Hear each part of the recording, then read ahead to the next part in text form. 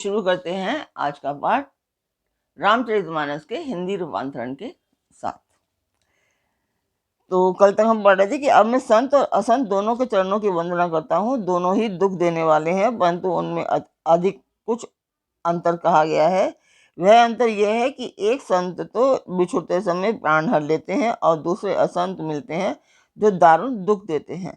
अर्थात संतों का बिछुड़ना मरने के समान दुखदायी होता है और असंतों का मिलना, दोनों संत और असंत जगत में एक साथ पैदा होते हैं, पर एक साथ पैदा होने वाले कमल और जोंक की तरह उनके गुण अलग अलग होते हैं।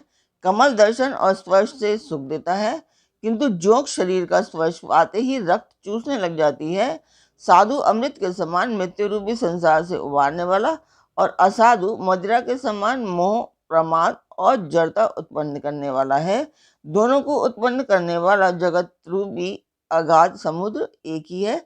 शास्त्रों में समुद्र मंथन से ही अमृत और मदिरा दोनों की उत्पत्ति बताई गई है। भले और बुरे अपने अपनी करने के अनुसार सुंदर यश और अपयश की संपत्ति पाते हैं। अमृत चंद्रमा, गंगा जी और साधु एवं विष, अग्नि और कलयुग के पापों की नदी अर्थात कर्मनाशा और हिंसा करने वाला व्याध, इनके गुण अवगुण सब कोई जानते हैं, किंतु जिसे जो भाता है उसे वही अच्छा लगता है।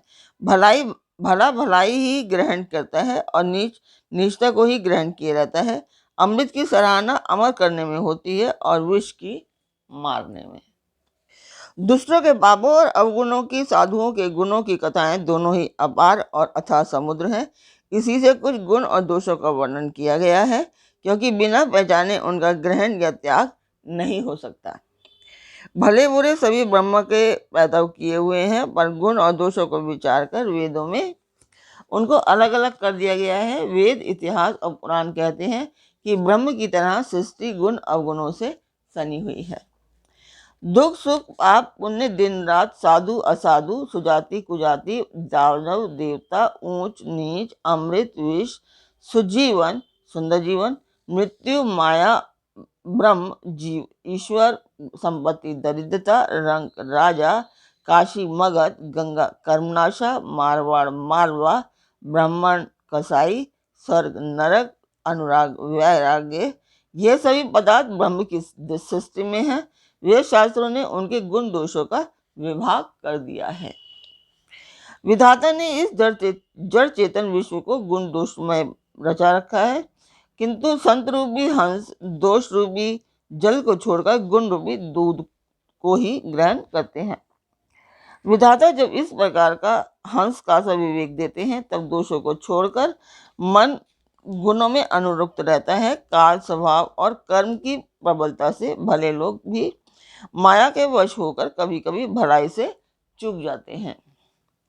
भगवान के भक्त जैसे उस चूक को सुधार लेते हैं और दोषों को मिटाकर निर्मल यश देते हैं, वैसे ही दुष्ट भी कभी कभी उत्तम संग पाकर भलाई करते हैं, परंतु उनका कभी भंग ना होने वाला मलिन स्वभाव नहीं मिटता।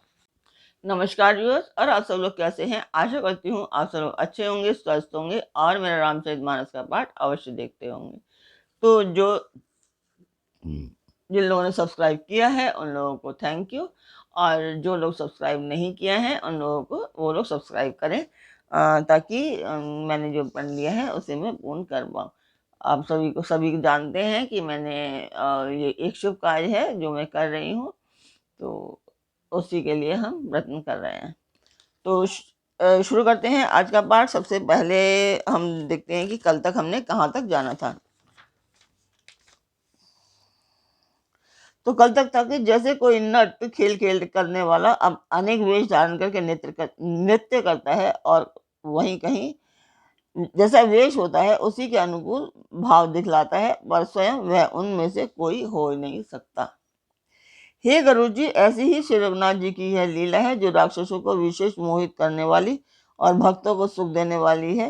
हे स्वामी, जो मनुष्य मलिन बुद्धि, विषयों के वश और कामी है, वे ही प्रभु पर इस प्रकार मोह का आरोप करते हैं। जब जिसको कमल आदि नेत्र दोष होता है, तब वह चंद्रमा को पीले रंग का कहता है। हे पक्षीराज, जब जिसे दिशा भ्रम होता है, तब वह कहता है कि सूर्य पश्चिम में उदय हुआ है। नौका पर चढ़ा हुआ मनुष्य जगत को चलता हुआ देखता है और मोहवश अपने को अचल समझता है। बालक बालक घूमते हुए चक्राकार दौड़ते हैं, घर आदि नहीं घूमते, पर वे आपस में एक दूसरे को झूठा कहते हैं। हे गरुड़ जी, श्री हरि के विषय में मोह की कल्पना भी ऐसी ही है। भगवान में तो स्वप्न में भी अज्ञान का प्रसंग अवसर नहीं है, किंतु जो माया के वश मंदबुद्धि और भाग्यहीन है और जिनके हृदय पर अनेकों प्रकार के पर्दे पड़े हैं, वे मूर्ख हट के वश होकर संदेह करते हैं और अपना अज्ञान श्री राम जी पर आरोपित करते हैं। तो कल तक यहाँ तक था। आज और अब मैं बता देती हूँ कि ये पाठ मैंने आपको जैसे बताया कि ये एक शुभ कार्य है, मंदिर के लिए है। आप लोग, मैं आपका इसमें सहयोग चाहती हूँ कि आप लोग सब्सक्राइब करें, लाइक और शेयर अवश्य करें। और आपको पाठ पसंद आता है तो लाइक भी करें, तो और अपने परिवार और मित्रगणों को सब्सक्राइब और शेयर करने के लिए अवश्य ही कहें। शुभ कार्य है, इसलिए इसमें सबकी श्रद्धा भी होती है और साथ में पुण्य भी इसका मिलता है। तो उस मंदिर की वीडियो में डालती हूँ, आप लोग देखें।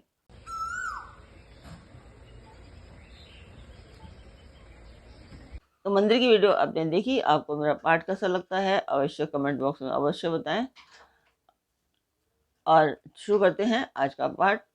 स्वागत करती हूँ मैं आप सभी का अपने इस कार्यक्रम रामचरितमानस के उत्तराखंड पाठ में। काम क्रोध मद लोभ रत ग्रहासक्त दुख रूप, ते किमी जानहि रघुपति ही मूठ परेतम कूप। जो काम क्रोध मद और लोभ में रत है और दुख रूप घर में आसक्त है, वे श्री रघुनाथ जी को कैसे जानते हैं? वे मूर्ख तो अंधकार रूपी कुएं में पड़े हुए हैं। निर्गुण रूप सुलभ अति सगुण जान नहीं कोई, सुगम अगम नाना चरित सुनि मुनि मम मन भ्रम होई। निर्गुण रूप अत्यंत सुलभ सहज ही समझ में आ जाने वाला है, परंतु गुणातीत दिव्य सगुण रूप को कोई नहीं जानता। इसलिए उन सगुण भगवान के अनेक प्रकार के सुगम और अगम चरित्रों को सुनकर मुनियों के भी मन को भ्रम हो जाता है। सुनु खगेश रघुपति प्रभुताई, कयऊ जथामति कथा सुनाई। जे ही विधि मोह भयऊ प्रभु मोहि, सो सब कथा सुनावऊ तोई। हे पक्षीराज गरुड़ जी और श्री रघुनाथ जी की प्रवता सुनिए। मैं अपनी बुद्धि के अनुसार वह सुहावनी कथा कहता हूँ। हे प्रभु, मुझे जिस प्रकार मोह हुआ वह सब कथा भी आपको सुनाता हूँ। राम कृपा भाजन तुम ताता, हरि गुण प्रीति मोहि सुख दाता। ताते नहीं कछु तुम हहि दुरावो, परम रहस्य मनोहर गावो। हे तात, आप श्री राम जी के कृपा पात्र हैं। श्री हरि के गुणों में आपकी प्रीति है, इसलिए आप मुझे सुख देने वाले हैं। इसी से मैं आपसे कुछ भी नहीं छुपाता और अत्यंत रहस्य की बातें आपको गाकर सुनाता हूँ। सुनहु राम कर सहज सुभाऊ, जन अभिमान न राखहि काऊ। संस्कृति मूल सूल पद नाना, सकल शोकदायक अभिमाना। श्री राम जी का सहज स्वभाव सुनिए। वे भक्त में अभिमान कभी नहीं रहने देते, क्योंकि अभिमान जन्म मरण रूप का संसार का मूल है और अनेक प्रकार के कलेशों तथा समस्त शोकों को देने वाला है। ताते करई कृपा निधि दूरी, सेवक पर ममता अति भूरी। जिमि शिशु तन ब्रह्म होई गोसाई, मातु विराज कठिन की ताई। इसलिए कृपा निधि उसे दूर कर देते हैं, क्योंकि सेवक पर उनकी बहुत ही अधिक ममता है। हे गोसाई, जैसे बच्चे के शरीर में फोड़ा हो जाता है तो माता उसे कठोर हृदय की भांति चीरा डालती है। यद्यपि प्रथम दुख पावई रोवई बाल अधीर, व्याधि नाश हित जननी गणति, नासो शिशु पीर। यद्यपि बच्चा पहले फोड़ा चिराते समय दुख पाता है और अधीर होकर रोता है, तो भी रोग के नाश के लिए माता बच्चे की उस पीड़ा को कुछ भी नहीं गिनती, उसकी परवाह नहीं करती और घोड़े को चिरा ही डालती है। तिमि रघुपति निज दास कर, हरहि मान हित लागी। तुलसीदास ऐसे प्रभु ही कसना भजऊं ब्रह्म त्यागी। उसी प्रकार श्री रघुनाथ जी अपने दास का अभिमान उसके हित के लिए कर लेते हैं। तुलसीदास जी कहते हैं कि ऐसे प्रभु को भ्रम त्याग कर क्यों नहीं भजते। राम कृपा आपनी जड़ताई, कयऊ खगेश सुनहु मन लाई। जब जब राम मनुज तनु हरनी, भक्त हेतु लीला बहु करही। हे पक्षीराज गरुड़ जी, श्री राम जी की कृपा और अपनी जड़ता मूर्खता की बात कहता हूँ, मन लगाकर सुनिए। जब जब श्री रामचंद्र जी मनुष्य शरीर धारण करते हैं और भक्तों के लिए बहुत सी लीलाएं करते हैं, तब तब अवधपुरी में जाऊं, बाल चरित बिलो की हर्षाऊं। जन्म महोत्सव देखो जाई, वर्ष 5 तय रहु लुभाई। तब तक मैं अयोध्यापुरी जाता हूँ और उनकी बाल लीला देखकर हर्षित होता हूँ। वहां जाकर मैं जन्म महोत्सव देखता हूँ और भगवान की शिशु लीला में लुभाकर 5 वर्ष तक वहीं रहता हूँ। इष्ट देव मम बालक रामा, शोभा बभुष कोटि सतकामा। निज प्रभु बदन निहारी निहारी, लोचन सुबल करऊं तो उर्गारी। बालक रूप श्री रामचंद्र जी मेरे इष्ट देव हैं, जिनके शरीर में अरबों कामदेवों की शोभा है। हे गरुड़ जी, अपने प्रभु का सुख देख देख कर मैं नेत्रों को सफल करता हूँ। लघु बायस बबु धरि हरि संगा, देखो बाल चरित बहुरंगा। छोटे से कौए का शरीर धरकर और भगवान के साथ साथ फिर कर मैं उनके भांति भांति के बाल चरित्रों को देखा करता हूँ।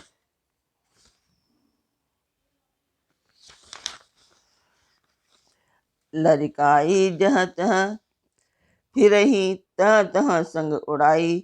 झूठ ही परई अजिर मह, सो उठाई करी खाऊ। लड़कपन में वे जहाँ जहाँ फिरते हैं वहां वहां मैं साथ साथ उड़ता हूँ और आंगन में उनकी जो झूठन पड़ती है उसे उठा करके खाता हूँ। एक बार अतिशय सब चरित किए रघुवीर, सुमिरत प्रभु लीला सोई पुलकित भयउ शरीर। एक बार श्री रघुवीर जी ने सब चरित्र बहुत अधिकता से किए। प्रभु की उस लीला का स्मरण करते ही काकभूषुंडी जी का शरीर प्रेमानंदवश पुलकित हो गया। कई भूषुंड सुनहु खग नायक, रामचरित सेवक सुखदायक। नृप मंदिर सुंदर सब भांति, खचित कनक मणि नाना जाति। भूषुंडी जी कहने लगे, हे पक्षीराज सुनिए, श्री राम जी का चरित्र सेवकों को सुख देने वाला है। अयोध्या का राजमहल सब प्रकार से सुंदर है। सोने के महल में नाना प्रकार के रत्न जड़े हुए हैं। बरन न जाय रुचिर अगनाई, जहाँ खेलहि नित खच्चारी भाई। बाल विनोद करत रघुराई, विचिरत अजिर जननी सुखदाई। सुंदर आंगन का वर्णन नहीं किया जा सकता, जहाँ चारों भाई नित्य खेलते हैं। माता को सुख देने वाले बाल विनोद करते हुए श्री रघुनाथ जी आंगन में विचर रहे हैं। मरकत मृदुल कलेवर श्यामा, अंग अंग प्रति छवि बहु कामा। नवराजीव अरुण मृदु चरना, पद रुचिर नख शशि दुखी हरना।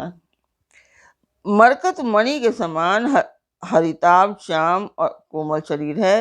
अंग अंग में बहुत से कामदेवों की शोभा छाई हुई है। नवीन लाल कमल के समान लाल लाल कोमल चरण है। सुंदर उंगलियां हैं और नख अपनी ज्योति से चंद्रमा की कांति को हरने वाले हैं। ललित अंक कुलिसादिक चारी, नुपुर चारु मधुर रचकारी। चारु पुरट मणि रचित बनाई, कटि किंकिनी कल मुखर सुहाई। तलवे में वज्रादि वज्र, अंकुश, ध्वजा और कमल, ये 4 सुंदर चिन्ह हैं। चरणों में मधुर शब्द करने वाले सुंदर नुपुर हैं। मणियों रत्नों की से जड़ी हुई सोने की बनी हुई सुंदर करधनी का शब्द सुहावना लग रहा है। रेखा त्रय सुंदर उदर, नाभि रुचिर गंभीर, उर आयत भ्राजत विविध बाल विभूषण चीर। उदर पर सुंदर 3 रेखाएं तरुली हैं। नाभि सुंदर और गहरी है। विशाल वक्ष स्थल पर अनेकों प्रकार के बच्चों के आभूषण और वस्त्र सुशोभित है। अरुण पानी नख करज मनोहर, बाहु विशाल विभूषण सुंदर, कंद बाल केरी दर ग्रीवा, चारु चिबुक आनन छवि सीवा। लाल लाल हथेलियां, नख और अंगुलियां मन को हरने वाले हैं और विशाल भुजाओं पर सुंदर आभूषण है। बाल सिंह, सिंह के बच्चे के से कंधे और शंख के समान 3 रेखाओं से युक्त गला है। सुंदर ठुड्डी है और मुख तो छवि की सीमा ही है। कल बल वचन अधर अरुणारे दुई दुई, दर्शन बिसन बर बारे, ललित कपोल मनोहर नासा, सकल सुखद शशिकर समहासा। कलवल तोतले वचन है, लाल लाल होंठ हैं, उज्जवल सुंदर और छोटी छोटी ऊपर और नीचे 2-2 उंगलियां हैं, 2-2 दंतुलियां हैं, सुंदर गाल, मनोहर नासिका और सब सुखों को देने वाली चंद्रमा की अथवा सुख देने वाली समस्त कलाओं से पूर्ण चंद्रमा की किरणों के समान मधुर मुस्कान है। नीलकंज लोचन भव मोचन, भ्राजत भाल तिलक गुरुचन, विकट बुकुटि सम श्रवण सुहाए, कुंचित कच में चक छवि छाए।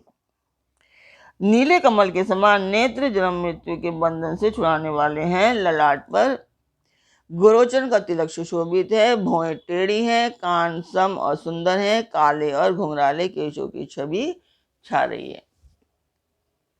तो आज का पाठ हम यहीं पर पूर्ण करते हैं। कल फिर मिलेंगे एक नए पाठ में। तब तक आप मेरा चैनल अवश्य सब्सक्राइब करें, लाइक करें और शेयर भी अवश्य करें, शेयर करें। तो कल फिर मिलते हैं एक नए पाठ में, एक नई उमंग, एक नई तरंग के साथ। तब तक के लिए नमस्कार। जय सिया राम, सियापति रामचंद्र जी की जय।